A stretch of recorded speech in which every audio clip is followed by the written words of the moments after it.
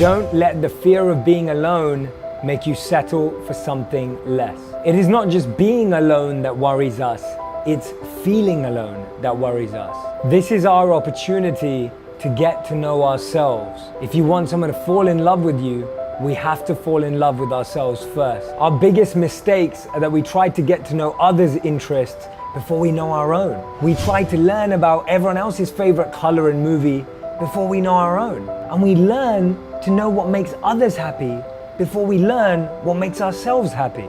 As Aristotle said, knowing yourself is the beginning of all wisdom. Number 2, don't chase anyone. And I mean it. If you have to chase someone, that means they don't want to be with you. Maya Angelou said, when people show you who they are, believe them the first time.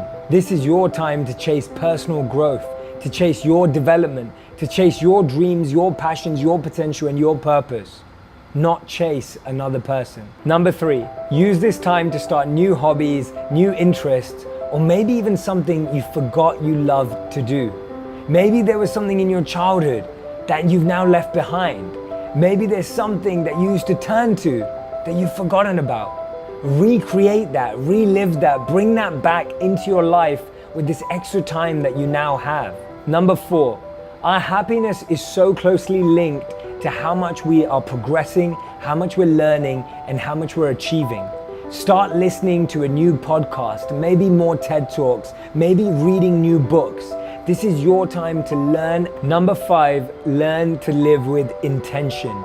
Start crafting your life so that anyone you spend time with, anything you spend time doing is done with a deeper intention. Understanding why you're doing it and what purpose it brings into your life. Number 6, learn to talk to yourself. Remember, the most important meeting of the day is with yourself. The most important call is with yourself.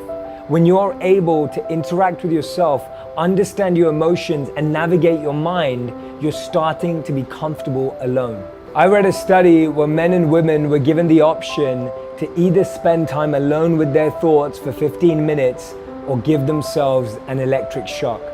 Roughly 30% of women gave themselves an electric shock, and around 60% of men chose the electric shock. Instead of using an escape, instead of finding another person or thing to get attached to, learn to be comfortable and at peace with your own thoughts. Maybe it's through mindfulness, maybe through meditation, or maybe just journaling. If we never learn to be alone, we'll always feel that we're lonely.